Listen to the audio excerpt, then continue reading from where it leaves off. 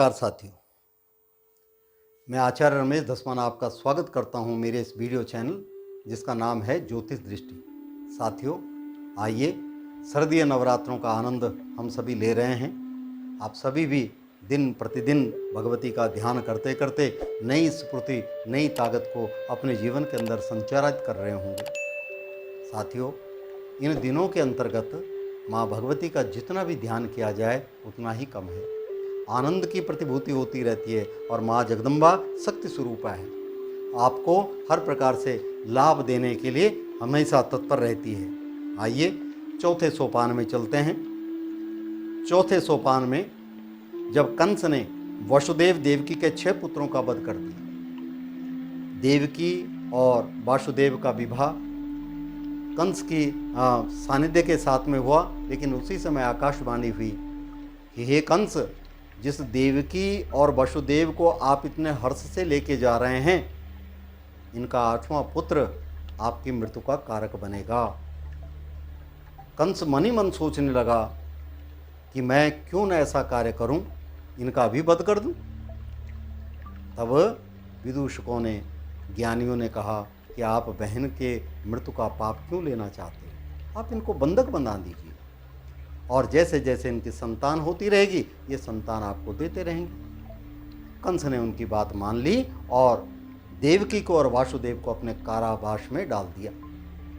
अब एक एक करके बालक बालिकाएं होते थे और देवकी के 6 पुत्रों का उसने जो है इस प्रकार से वध कर दिया। और 7वें गर्भ में शेषनाग बलराम जी आए जो रोहिणी के गर्भ में प्रवेश कर गए। भगवान की माया देखिए, गर्भ में तो आए थे देवकी के, लेकिन नंद बाबा के यहाँ रोहिणी नाम की देवी थी, उनके गर्भ में प्रवेश करके भगवान जो है बलराम उत्पन्न हो गए। अब 8वां जन्म श्री कृष्ण का हुआ, यानी 7 तक ये बालक हो गए थे। अब 8वां जन्म जो है भगवान जब कृष्ण का आया, साथ ही साथ गोकुल में यशोदा जी के गर्भ में योग माया का जन्म हुआ। अब कथा इस प्रकार से है कि माता कौशल्या के गर्भ से भगवान राम ने जन्म लिया। कैकेयी बहुत प्रेम करती थी राम से। भगवान राम से कहा कि देखिए, मैं आपके लिए अपयश ले रही हूँ, आपको वनवास देने के लिए, लेकिन आपसे एक मेरी विनती है कि अगला जब जन्म होगा आप मेरे गर्भ से जन्म लें। भगवान ने कहा बड़ी अच्छी बात है। और कैकेयी देवकी स्वरूपा बनी और देवकी के गर्भ से भगवान ने जन्म लिया। और जो यशोदा माँ थी वो माँ कौशल्या बनी। भगवान उनके घर में खेलते कूदते रहे। भगवान ने अपने वचन भी स्पष्ट कर दिए और साथ ही साथ ऐसी क्रिया की कि गोकुल में यशोदा जी के गर्भ में योग माया का जन्म हुआ, जो वसुदेव जी के द्वारा कृष्ण के बदले मथुरा लाई गई। भगवान कृष्ण की लीलाओं का वर्णन आपने सुना होगा। फिर भी जब भगवान कृष्ण का जन्म हुआ तो वासुदेव की सब बेड़ियां बूड़ियां कट गई, बरसात घनघोर हुई कृष्ण जन्माष्टमी के समय। और तब आकाशवाणी हुई, हे वासुदेव, जिस बालक ने आपके यहाँ जन्म लिया नारायण का स्वरूप है, इसे आप जो है गोकुल में भेज दीजिए। सारी बेड़ियां, कारावास, कारागार के जितने ताले तूले थे सब खुल गए और जितने सहायक थे, पहरेदार थे, सब सोए निद्रा।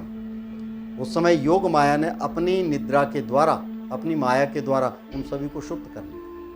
तत्पश्चात वासुदेव बालक को एक बड़े डोने में लेकर के, अर्थात डलिया में लेकर के ऊपर, और तब जाने लगे। तो आपने तस्वीरों में भी देखा होगा, भगवान शेषनाग जी ने भगवान कृष्ण के ऊपर छाया कर रखी है। माँ यमुना नदी बार बार उछाले मार रही कि प्रभु आपके चरण का रज तो मिले। और जब भगवान ने अपना पैर नीचे किया तो यमुना भी धीरे धीरे नीचे होती चली। इस प्रकार वासुदेव महाराज गोकुल में उनको जो है रख के आए गए भगवान कृष्ण को, और वहाँ से यशोदा की कन्या जिसका नाम रोहिणी था उसको लेकर के और कारागार में आ गए। जब कंस ने कन्या स्वरूपा को, उस योग माया को मारने के लिए पटकना चाहा, प्रातःकाल जब हुआ तो पहरेदारों ने कहा महाराज बालिका का जन्म हो गया, 8वां गर्भ है, अब जब देखा तो कन्या, अरे कन्या क्या करेगी, लेकिन कंस ने मन ही मन सोचा कि चाहे लड़का हो या लड़की हो, नारायण के स्वरूप को समझना बड़ा मुश्किल है। उन्होंने उस कन्या को पटकना चाहा, वह हाथ से छूट गई और आकाश में जाकर के देवी का रूप धारण कर लिया। आगे चलकर इसी योग माया ने कृष्ण के साथ योग विद्या और महाविद्या बनकर कंस, चारुण आदि शक्तिशाली असुरों का संहार करवाया। साथियों, जिस प्रकार भगवान ने योग माया के साथ के मिल करके इन दुष्टों का संहार किया, उसी प्रकार से माँ जगदम्बा आपके भी जीवन के कष्टों का इसी प्रकार संहार करती रहे। यही हमारी विनती है, यही माँ योग माया से, महामाया से यही प्रार्थना है कि हे महामाया, सभी भक्तजनों के कष्टों का निवारण इसी प्रकार करते रहें। इन्हीं शब्दों के साथ मैं अपनी वाणी को विराम देता हूँ। नए विचारों के साथ फिर आपके समक्ष आएंगे। तब तक के लिए नमस्कार।